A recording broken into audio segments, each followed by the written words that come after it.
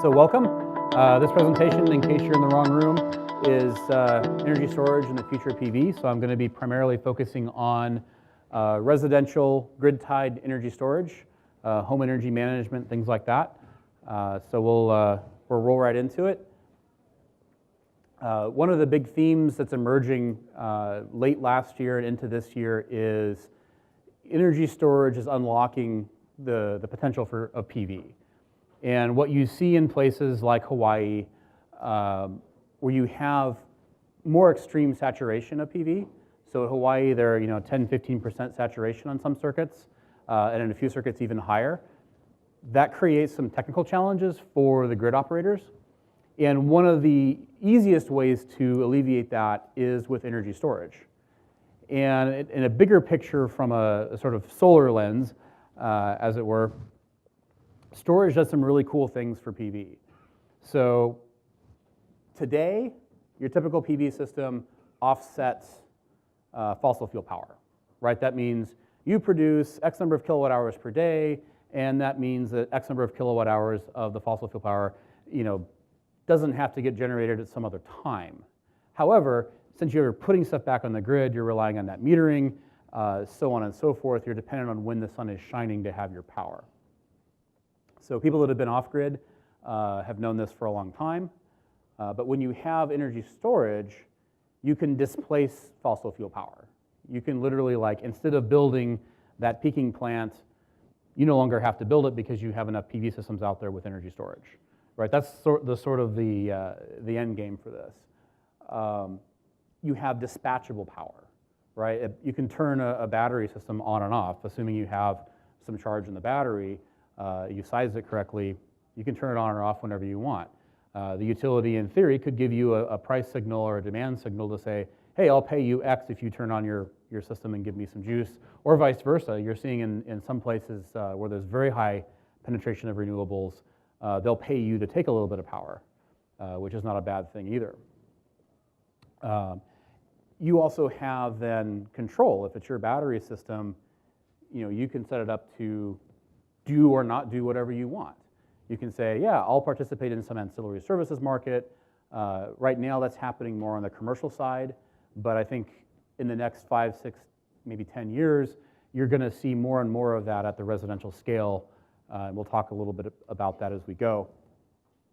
You can monetize this, again, with some kind of aggregation, and a la Sunrun or similar types of companies where we'll pool 10,000 residential solar systems, and then the utility will treat that like a power plant. So these are the kinds of things that are made possible with storage. And of course, the other one, which most of you are familiar with, and what I usually talk about is, hey, when you got energy storage, the grid goes bye-bye, you still got something, right? You can still run your refrigerator, you can still keep your steaks from thawing out and rotting, you can keep TV going, Christmas lights, whatever floats your boat. And backup is traditionally one of the bigger, kind of leading edge energy storage on the grid applications. What we're seeing now is something a little different than most of us have encountered before, and that's the ability for an active energy storage system on a grid-tied residence to enable self-consumption and load following. So they've been doing this in Europe now for the last few years. What we see as a use case here, this is a model. This is actually a Sunrun model in Hawaii that we put together with the help of Mr. Morris over here. And what you can see, it's kind of interesting because you start out with, you're using from your battery. Okay, now the solar kicks on. Here's your battery charge. And as you're not consuming power, it's going back into the battery. You're charging. You still may have, depending on the size of your battery, you may have a situation where you've got to curtail your PV generation. Basically to say, hey, beyond my load, I'm going to turn my inverter down so it's not producing full capacity. And the way that's accomplished is you basically just take the array off of its maximum power point. And again, this is an artifact of having the battery be a little bit smaller than you might otherwise do. A larger battery, don't have this problem, but you're going to pay more for it. And then in the evening, you just start using the battery power again. If you size the system correctly, you can set this up like an off-grid where you essentially never take grid power, and you can treat the grid as kind of an emergency generator. This is basically what Hawaii is calling for under their self-consumption PV model. They're basically saying, if you want to install PV, then you've got to do something like this with energy storage, where you guarantee that you're never putting anything back on the grid. You can still use the grid power at the inexpensive price of about 45 cents a kilowatt hour, but if you put anything back, then you're in trouble. So the energy storage lets us serve that market. These guys otherwise couldn't have solar at all. Now they have a self-consumption system where they're using very little of the grid power. So adoption of this kind of technology is driven by a number of factors. I think you're going to see the need for self-consumption be the number one driver, and that's why, like we said, Hawaii is kind of the big focus right now. That's the place where there's an economic case to be made.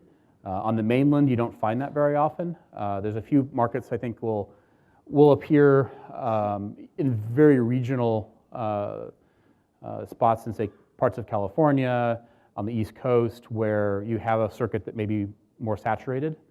But by and large, this is really only existing in Hawaii today, but it's coming other places in the next few years.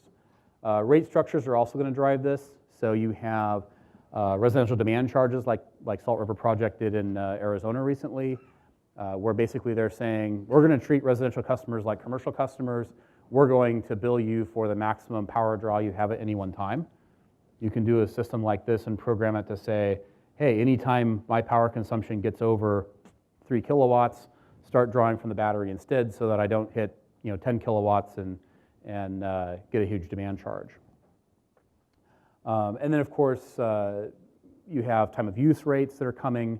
So California will have time of use rates for solar customers, most likely starting in 2018. In 2019, they'll roll them out mandatory for everyone. Other states will follow suit over time. So you're going to see, by, say, 2020, 2025, most of the major solar markets today will have time of use rates imposed on them. And energy storage can allow you to arbitrage that. Of course, the economic factor there is the rate difference between your peak and off-peak consumption. So if it's, say, 10 cents a kilowatt hour off-peak, and then it's 25 cents a kilowatt hour on-peak, okay, now I've got 15 cents a kilowatt hour. You've got to be able to put a battery in the system for less than that in terms of your usable cycle capacity of that battery. And so that's going to create a value proposition as battery costs come down and as those time of use rates get more and more dramatic. And finally, you've got demand for ancillary services such as frequency and overvoltage correction, demand response, which is simply the utility saying, hey, I have too much or not enough power. You have other geographic specific needs. The utility can say with residential, if you have a lot of these out there, they can say, hey, I need some power on this circuit or on this distribution system.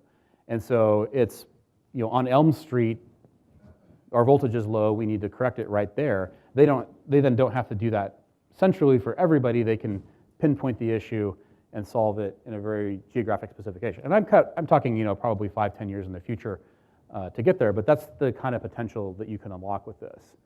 On the flip side, there's a lot of things pushing against this.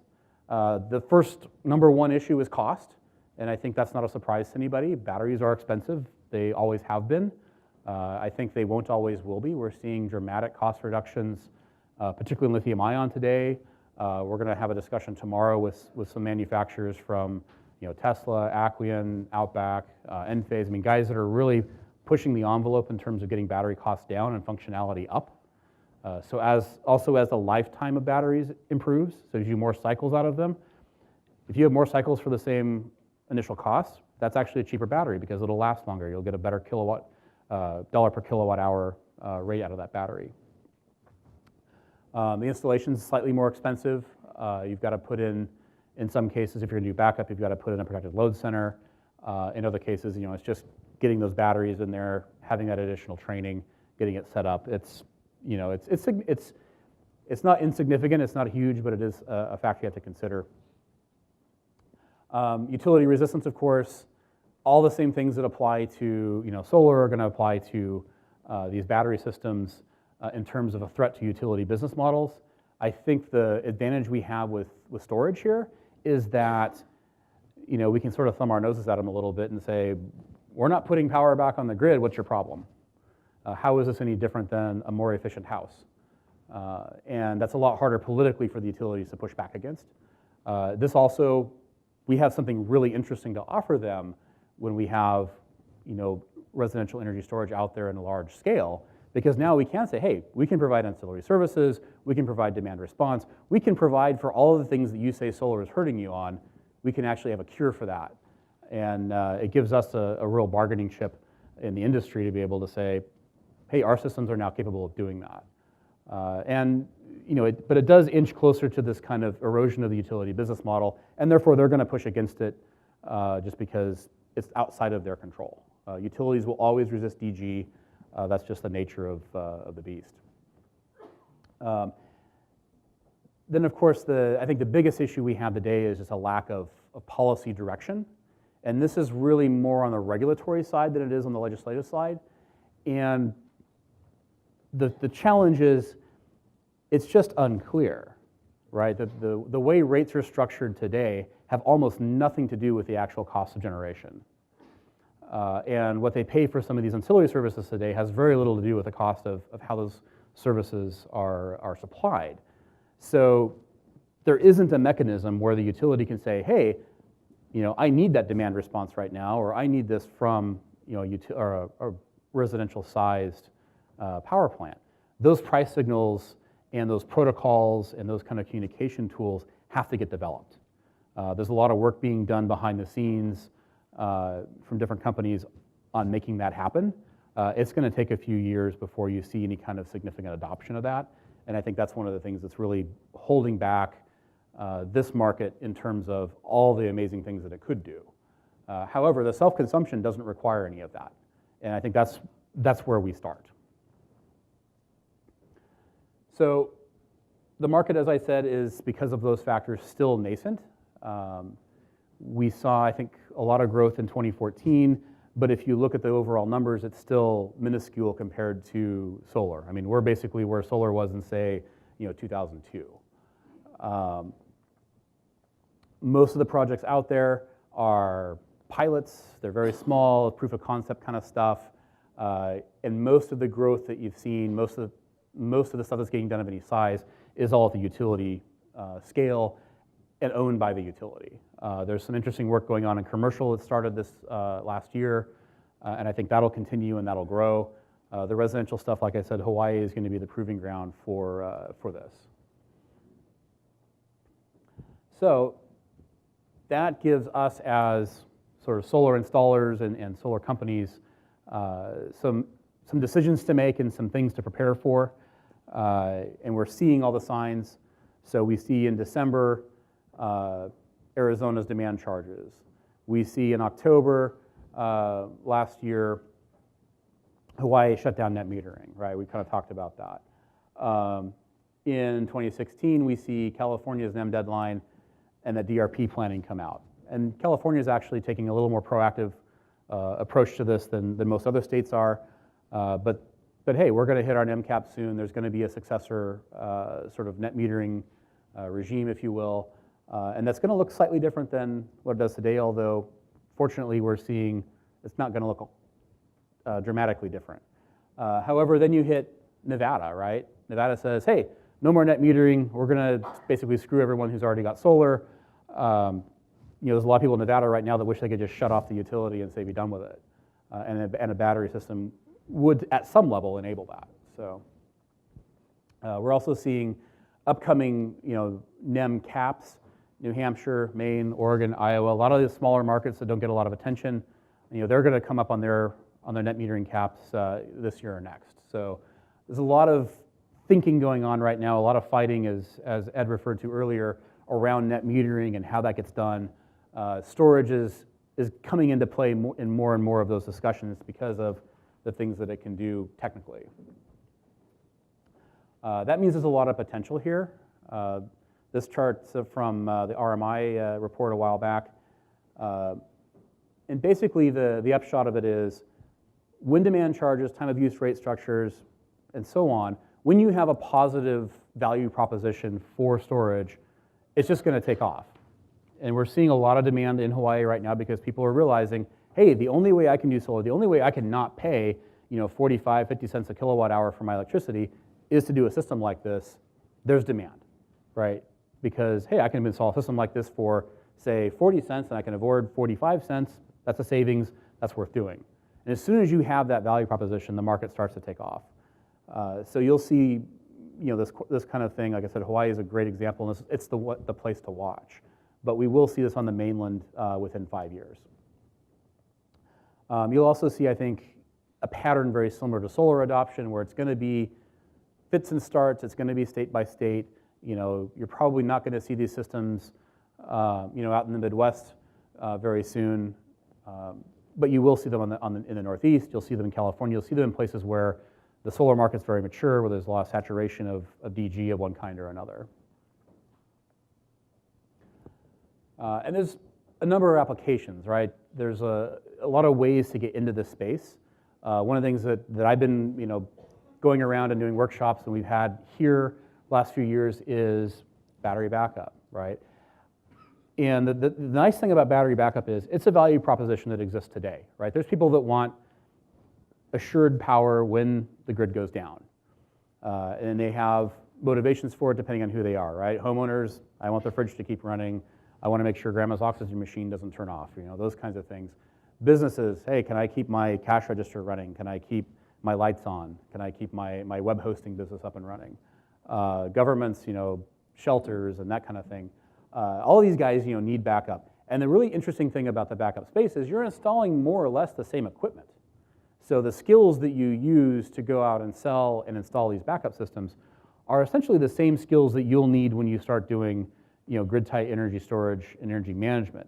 There'll be a few differences. You'll install a couple extra meters with a more interactive system, but the batteries look very similar. The inverters look very similar. It's a lot of the same equipment, a lot of the same sales processes, a lot of the same installation processes. So it's a good training ground. As we get into more home energy management, personally, I think this is a great area of growth for the solar industry to get into, where it's not just providing power, it's providing management of the home's energy, right? You're basically can start controlling appliances at some point. Hey, it works better if you run your dishwasher in the morning. You do your laundry at this time. When the sun's out, you're consuming more of the power off your array and less from the grid. These kinds of things are going to start to matter more because the utilities are going to start getting more refined price signals. All those smart meters they went and installed the last few years, they're going to start using those pretty soon.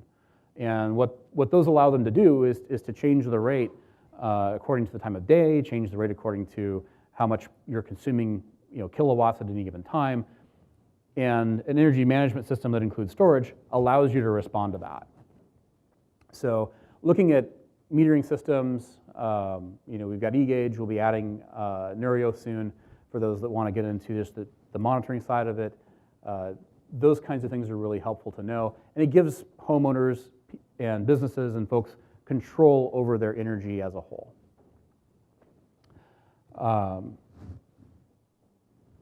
Then, of course, off-grid, which I think most of you are familiar with. And this is the original solar application. So this has been around for a long time. It's what we've done for the last 35, 40 years. You got to have power where you're at. So off-grid homes, off-grid communications systems, a lot of developing world work, remote wells, that sort of thing. These off-grid systems they're still out there, right? I mean, we still sell into this market today. A lot of you still serve this market today. It's not going away. So again, and my point with this is to bring it all together and say, look, energy storage is energy storage. We'll talk tomorrow about the differences between the different technologies, and I'll touch on that here shortly. But doing any of these applications gives you a leg up on guys that aren't doing anything with batteries today. So when we talk about the value proposition for this, you want to look at certain key things, right? What's the cycle life versus depth of discharge of the energy storage technology? And by cycle life, I mean how many cycles before you have to replace it, and to what depth. Most of you that are familiar with lead-acid batteries know if you take it below 50% depth of discharge, you're going to get a lot fewer cycles than if you don't. So, it could be as many as half, right? Whereas other technologies allow you to go much, much lower. So say a lithium-ion system, you can go 80, 90% depth of discharge without sacrificing the cycle life. So that's a consideration. What's the energy capacity in terms of kilowatt hours versus the rate of discharge, right? So, we'll talk about the Tesla Powerwall, for example. Okay, it's a 6.5 kilowatt hour capacity, but you can only draw, say, 3 kilowatts out at a time. Okay, that's a factor you've got to design around. What's the calendar life? So this hasn't been an issue for lead-acid batteries, really. It is for some of the more advanced chemistries, lithium-ion in particular. If you just leave the battery there and say it's a backup system and it's just there and float for 10 years and you've never cycled it, a lead-acid system is going to be fine. A lithium-ion system, you're going to have some just calendar life degradation, and there's just nothing you can do about it. So there's a consideration there. And then, of course, what's the operating voltage of that system? What are the power electronics requirements? A high voltage system, like say a Powerwall, is going to be 350, 400 volts DC versus a traditional 48 volt battery system like you would have from say Outback or Aquion or anyone else. Those are going to require different inverters. Those are going to require different wiring, breakers, and so on. So similar gear, but slightly different equipment around it. Cost considerations. What's the cost per kilowatt hour of the capacity? What's the cost per kilowatt of available power? And then what's the cost per kilowatt hour amortized over the life of the system? So those are the three sort of cost metrics that you have to get to determine whether there's a value proposition for your particular battery application. And this holds true for off-grid, this holds true for backup, this holds true for the grid tie energy management regardless. And one of the challenges I think that we have as a market and industry right now is outside of lead acid, there really aren't a lot of standards around how do you measure these things, right? How do I what's my STC for a battery's kilowatt hour capacity, right? What's the standard by which I say all of these can be compared?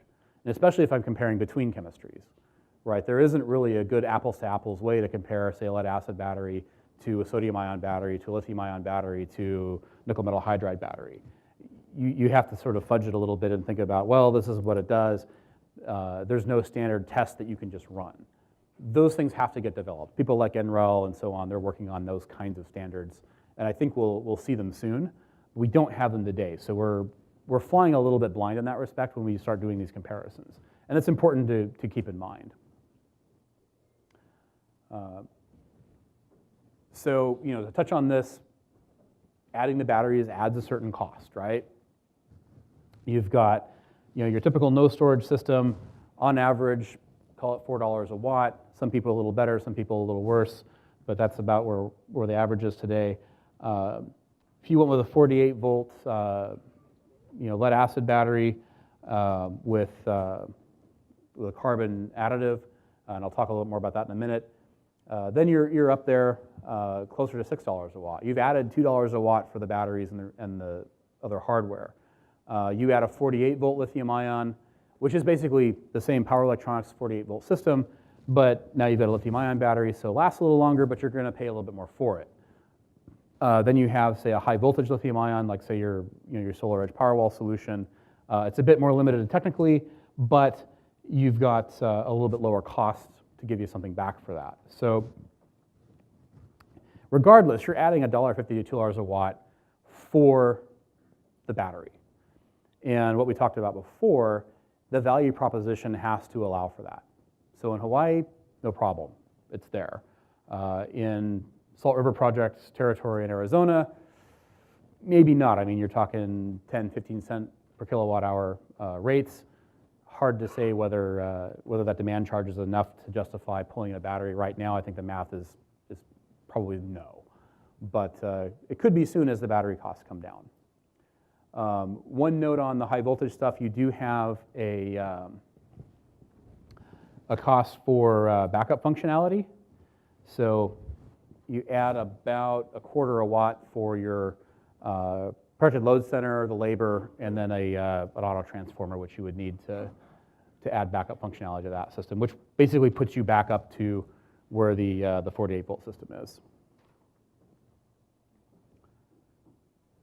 So I'm not going to spend a lot of time on lead acid because I think everyone's pretty familiar with that. Flooded lead acid is the old standby for off-grid systems. Still very popular. We still sell a lot of it. A lot of it gets installed. And it's low cost, and people understand it. I mean, lead acid batteries have been around for over 100 years. They're very well characterized. They're at the end of their cost curve, and the battery prices literally fluctuate with the price of lead. Of course, the challenges are fairly low cycle life. You can't leave them half charged. You know, there's a lot to do with battery maintenance. Brian Teitelbaum will give a presentation tomorrow on off-grid systems, and he'll talk a lot more about care and feeding of lead acid batteries. So similarly, you have with the valve-regulated lead acid batteries a lot of the similar kinds of issues as lead acid. The only difference is you don't have to put electrolyte in them every couple of months. You don't have to equalize them, things like that. But it's basically the same issue. However, these are fantastic backup batteries. I've yet to see a new battery chemistry come on the market that does a better job of backup, because these will sit and float. You know, if you just leave them kind of in a room and you keep them charged, they'll last a long, long time. There isn't a calendar life limitation. It's really cycle life that drives you. So as long as you keep the temperature under control, you keep them charged, they'll be happy for 10, 15 years. It's really driven by the cycle life. So it makes them great for backup where you don't have a lot of cycles. So, you know, it's a lot of nice packaging around these. Like I said, they've been around a long time. There's ways to integrate them. And one of the advances that's kind of exciting, we'll talk more about this tomorrow with Harvey from Outback. You're seeing carbon-enhanced lead acid batteries. And what they've done here is they've added nanoparticles of carbon to the plates. And what that does is it prevents the chemical sulfation in the battery. So those of you that are familiar with lead acid batteries will know what I'm talking about there. Effectively what it does is it says, okay, if I have this additive in the battery, in the plates, I can now leave that battery in a partial state of charge, right? I can discharge it 50%, and I can leave it there for 3 weeks, and I can come back and charge it back up, and the battery will be totally fine. If you did that with a traditional lead acid battery, that battery would be done, or at least severely handicapped in terms of its capacity. So doesn't add really much cost. The costs for going to a carbon additive battery here are pretty small. It's, on the order of $10, $15 a battery in some cases.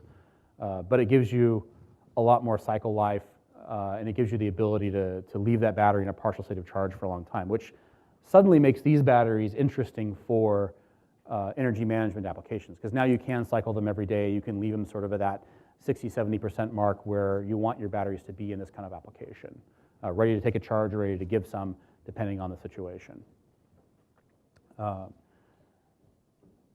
Another one you don't see a lot in our applications, but is out there, and basically just would take somebody introducing it, would be nickel metal hydride. So anybody who drives a hybrid car, most hybrid cars have nickel metal hydride batteries in them, whereas most electric vehicles are lithium ion. It has to do with energy density.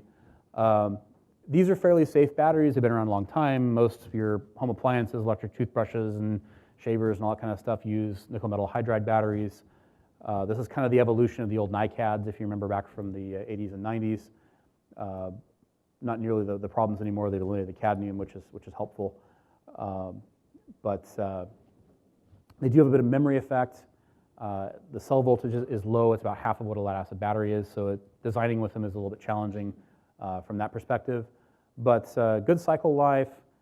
They're fairly robust. You can overcharge them, undercharge them, and they can be okay with that.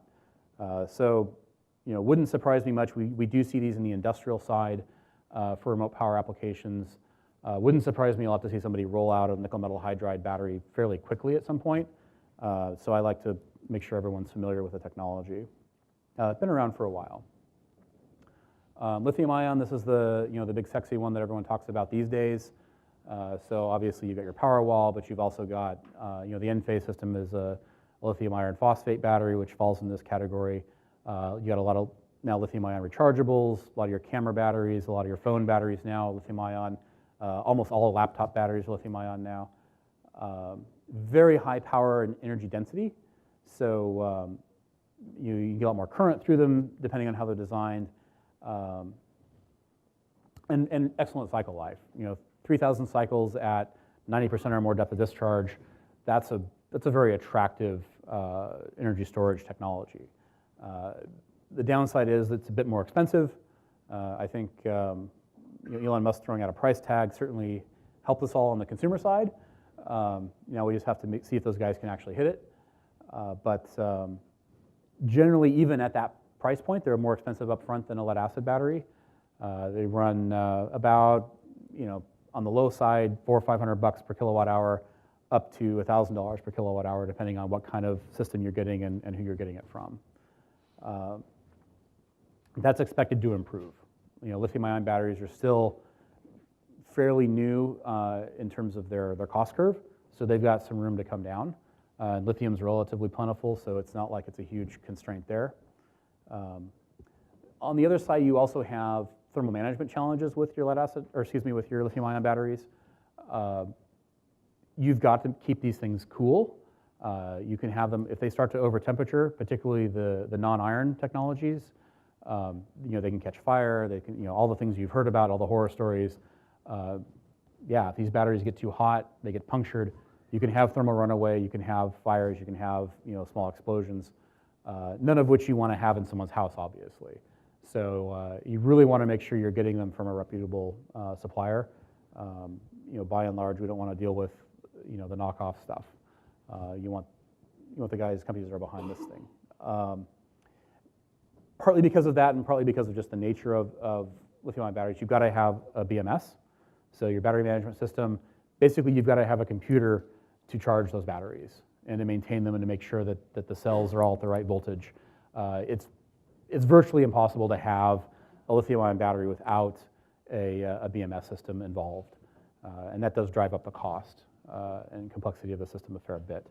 The other issue is you have lithium, which is a fire hazard, and there's not really a recycling infrastructure in place yet. I mean, lead acid batteries, one of the advantages, you can take it to any auto parts store and they'll give you $10 for it and send you on your way. Then it goes back to the battery manufacturer, they melt it down, make new batteries. That doesn't happen yet for lithium-ion batteries, right? The infrastructure is just not there. The techniques for recycling those batteries just aren't there yet. I think they'll get there. There just hasn't been enough attention put on it yet to have that stuff developed. So moving on, one of the really promising technologies we're seeing, and they actually came to the conference today, is the sodium-ion batteries. So we've got Acqueon here. This is really their proprietary technology. The big thing, at least to me, on this is there's no toxic anything in these batteries. I mean, this is the only battery I've ever seen that you could, like, when you're all done with it, after 10, 15 years, you wheel it to the curb and the garbage man comes and gets it. I mean, it's just amazing that way. You can't, I mean, those of you who dealt with batteries for a long time, realize how profound that actually is. And performance-wise, these are actually fairly impressive. You've got 3,000 cycles. You can go down pretty low on depth of discharge. The limitation on depth of discharge for these guys isn't the cycle life impact. It's actually the voltage curve on the battery. So it's your inverter cuts out before you start to hurt the battery at all. They're fairly durable, fairly abuse tolerant. They have a wider temperature range than most other batteries. Cost-wise, they're on a par with the lower end of lithium-ion. And I think again, this is a new technology. They got a lot of room to drive that down. And I think you'll see packaging improve. You'll see cost improve over time. We've got a truckload of these batteries on the way. We'll have them in March. So if you guys are interested in trying them out, give us a call. But I think for particularly off-grid systems and energy management systems where people are concerned about the environmental issues, they have a place to put them, this is a really nice solution. So the downside of these, weight-wise, size-wise, they're about like lead-acid batteries. They're fairly bulky. Got to deal with that. and it's a fairly fairly limited manufacturing base. There's one company making these, so they're, just as an industry, it's not as mature yet, and that comes with certain limitations around financing and other things that have to do with just being young. So, so another thing that we're seeing change in the industry that's important to point out, that it applies to all of these battery technologies, but mostly lithium ion because that's the one that's kind of out there, is what's the system voltage? Traditionally, because of the NEC, we've said nothing over 48 volts is allowable. Because your 48 volt battery, charges at 60 volts. You get much above that, you start running into, NEC code limitations, and you've got to have everything listed. However, if you do list a high voltage battery, with the inverter system, you can save a lot of cost, right? You can eliminate the transformer in the battery inverter. You can basically hook this thing into the inverter much like you would a string of modules. So if you look at, say, the SolarEdge system, with the Powerwall, it's running at 350 volts, just like it was another string in the array. So it saves a lot of infrastructure cost in the system to do that. Now, of course, there's all kinds of safety considerations around that. You have to be very careful with your listings, and effectively what it means is you're going to have to pair specific batteries with specific inverters until the industry gets to an infrastructure similar to what we have with 48 volt systems today. But there's a lot of cost savings to be made by going to the high voltage batteries, and I think for that reason we're going to see these become more and more prevalent, particularly for the grid-tied applications, because you're dealing with grid-tied arrays and the infrastructure that already exists for that. So let me wrap up, and then I'll start taking questions. I figure we'll have a few. I've gone pretty fast. In conclusion, cost-effective energy storage is going to be a multiplier for PV. And I think we're going to see it become more and more important as net metering gets scrutinized, as solar penetration increases, as the sort of energy world evolves the way we want it to. This is going to become an important enabler. We're going to see the applications grow. Backup's been growing pretty steadily the last few years. PV self-consumption with Hawaii now, there's a pretty serious toehold. That's going to increase. I think we're going to see a lot more home energy management once those products get to the point where consumers understand them. And then, of course, off-grid is still just plugging along, and I expect we'll continue to do so. And of course, the mature solar markets are going to be the places where these grid-tie energy management applications are going to hit first, right? So Hawaii, in terms of penetration, is the highest. California is right up there. The Northeast, we're starting to see more and more penetration at a very local level. So these are places where you're going to see this stuff hit first. So if you're in one of those areas, then you need to be more concerned about this than if you're, say, in the Midwest or the Northwest or something along those lines. So with that, happy to take any questions. I know I've gone through this really fast. I just want to make sure I had time for that. So can you go back to the previous slide since you went so fast? Just kind of trying to absorb the impacts of high voltage systems because it's pretty new. Yeah, it's a different way to do things. And basically the upshot is you're going to have a grid tie inverter with a battery sitting out there as though it was a string of PV modules, which is new, right? We're not used to seeing that. Those of us that have been batteries a long time, you're used to 48 volts, you got to have a battery inverter. That's all starting to change. And I think the driver there is you can get the cost out of the power electronics by going to higher voltage. Not to mention the efficiency is better because you don't have that conversion from 48 volts back up to 300. Yeah, in California, I was reading in California specifically, it looks to me like they're offering, right now, last time I looked, like $1.45 rebate per watt on batteries and another 20% if you buy it in from a California manufacturer. We haven't done it yet, but what's your knowledge on that? So that's under the SGIP, I believe. Get a lawyer. The paperwork is intense. I believe for this year, if I'm not mistaken, Solar City and a couple other companies have already basically used up that incentive. You're not doing it for resident. What's that? You're not using an SPFB for resident. Yes, it's for, well, you can use it for residential under certain circumstances. If you're doing home energy management, like I said, you basically got to go convince them, and it's really hard. So I haven't steered people toward that just because it's, in a lot of cases, it's more trouble than it's worth. However, if you're going to do a lot of systems, you're going to do a big commercial job, it might be worth exploring. In the back? Back to the high voltage battery. With a system like that running with a grid tie inverter, you're not going to have power when the grid goes down. How are you going to trick the grid tie inverter, the string inverter, into turning on when there's no AC signal coming in? Okay, so I missed about half of that. You're talking about with the high voltage battery, say I went from the solar and use that high voltage battery as an array going to the grid tie inverter. Yeah, I mean, I'm using an analogy. It's not quite that simple, but that's basically electrically the way it's set up. But if we were to do something like that, if power goes down, if the grid goes down, that grid tie inverter is shutting off regardless of whether I have a panel going to it or a battery going to it. And that battery then is useless to me because I don't have any power coming out of it. You have to trick that grid tie inverter into turning on in order to. So this is where you got to have, like I said, the inverter has to be paired with a battery.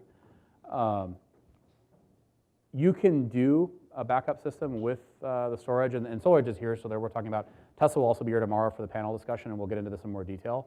But basically, what happens there is they add a transfer switch and a phase balancing transformer to the system to enable backup. And then basically program the inverter to say, okay, now you're going to be a voltage source inverter, and you're going to run that way.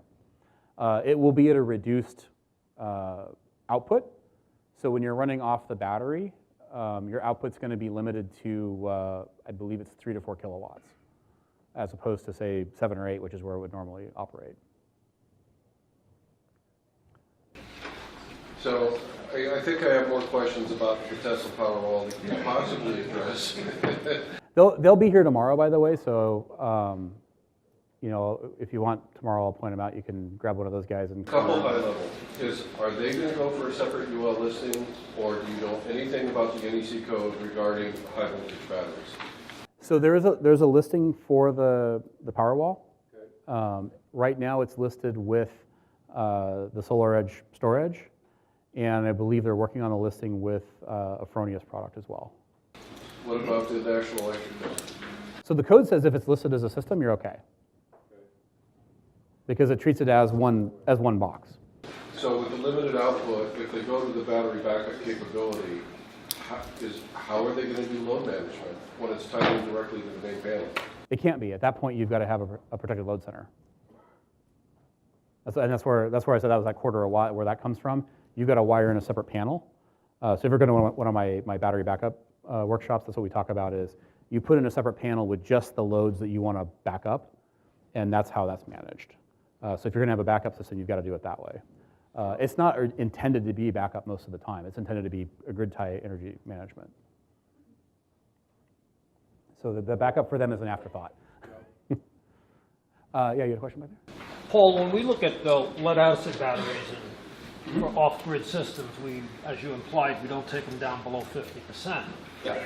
And when I looked at the newer batteries, you're showing cycle times of 3,000 cycles, which is probably a little more than 8 years. Mm-hmm. But does that, but you were implying that that's taking it down to 80 or 90%. If I were to maintain the 50%, would I increase those cycles exponentially, like what happens with lead acid? Not exponentially. Basically, there's a relationship between cycle depth and cycle life for all batteries. The advantage of some of these newer technologies is that relationship is more shallow.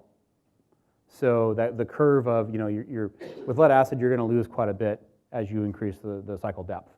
With these other technologies, you still lose a little bit, but it's not as much. So yeah, there's some advantage to cycling it more shallow, but the reality is it's diminishing returns. So are these manufacturers, are any of them thinking that perhaps they won't sell the batteries? Well, install the kilowatt hours? It's a service that includes the batteries. That's basically what we're working on. So as a sort of a lease system, that would be kind of the model there, much like you would lease a PV system. I'm thinking not even lease, but just, Yeah, it's going to rent them out in a sense. put a marketing plan around it that reflects the, Yeah, as a manufacturer, that's a complicated business model. That's more for people like us to do, or you to do even on a smaller scale. Say, hey, yeah, I'll rent you this battery for X dollars a kilowatt hour, and then when it's done, I'll come replace it with another one, and you keep paying me. Yeah, why not? But I wouldn't expect the manufacturers to do that because keeping track of it's not really their bailiwick. Yeah, Van, you had a question? So if the $2 a watt price, my customers are mostly interested in backup, and like they were showing earlier, with Tesla and everything, and that's all everyone's, 80% of the customers ask you about that. Yeah. So then let's say you get $2 a watt, it's a 5 kilowatt system, but then like you said, you have to go to an emergency load center, but then how do you figure out like how many days, you have to determine like the price could double, triple, whatever, depending on how many days you're going to go without sun, right? Like if it's in December, it's raining for a week. And so what's the range as far as that goes? Because like your number of $2, that might last for one day or overnight. Yeah, and then what if it's raining for the next 2 days? So how do you figure that? I'm assuming roughly a day worth of backup, and that you'll charge the batteries the next day. Once you get to more than about 2 days of autonomy, you want to have like a little 2 kilowatt generator as a just in case, right? Just to keep the batteries charged in case you don't have sun for several days.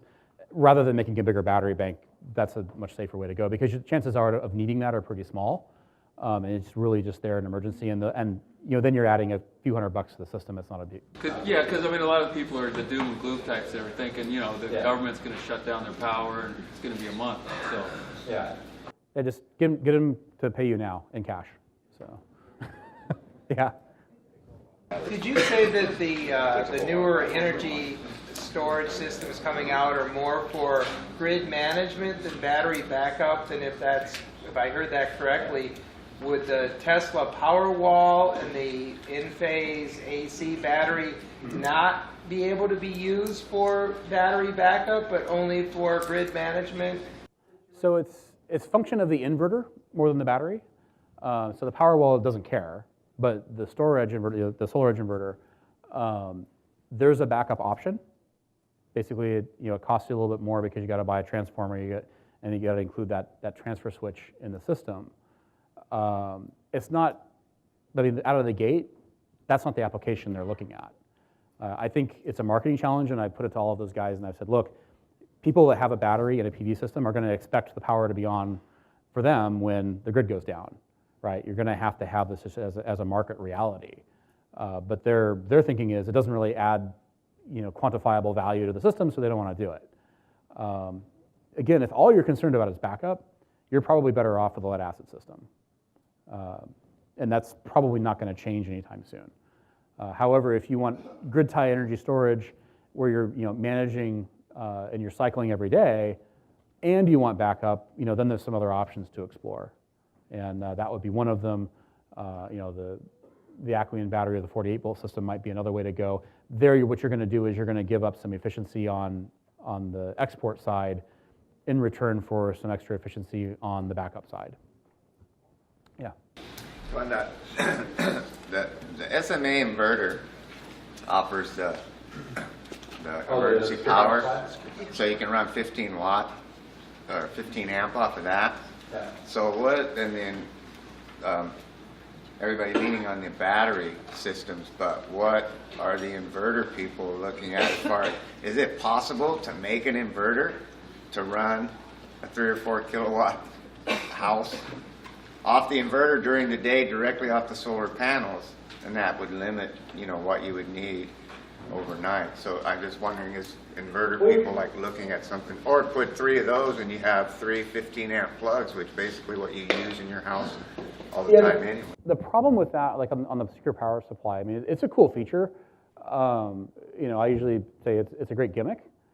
The challenge is you're making power when the sun shines. You're only making as much power as you can when the sun shines. So it's intermittent.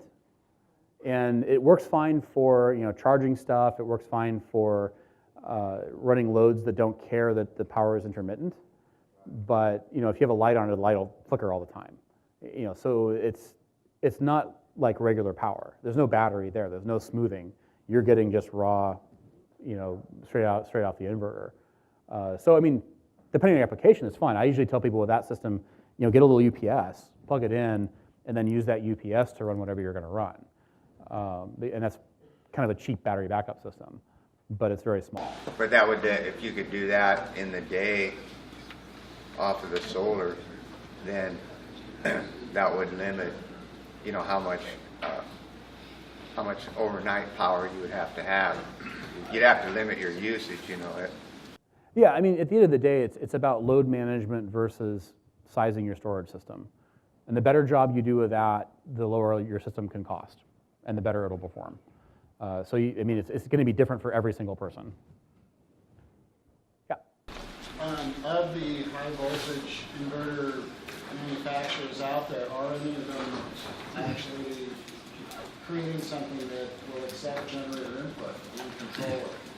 So Outback launched they announced the Skybox at SPI. That one I believe will. It's the only one I'm aware of that has a generator input though, and it's not available yet. So that one will take the high voltage. So last question. When it comes time for curtailment options, I understand there's a couple of relatively nice options that are coming directly from inverter manufacturers. Are you familiar with any systems that could accomplish that task? So that the are not, storage will curtail today.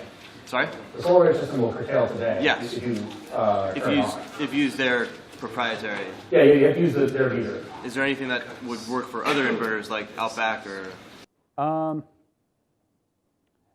Not without a separate meter. I mean, you could probably program an Outback system to do that, but that would get fairly complicated because you have to have a meter at the main in order to do curtailment. Exactly.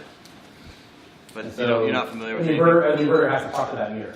Through like Modbus or something? Yeah, so I mean, again, it would be up to, any inverter in theory is capable of it, but they have to be able to communicate and know what the signal is and know kind of what the timing is. So the only one that I'm familiar with that does that today is SolarEdge.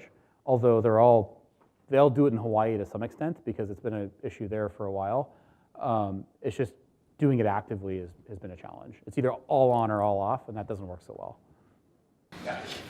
I may be wrong, but the new SMA 5 and 6,000 units that are coming out have the capability to talk to whatever your authority is and drop down. Well, if there's an SMA person in here, correct me, but that, from what I've been reading, that's that new one that's just coming out.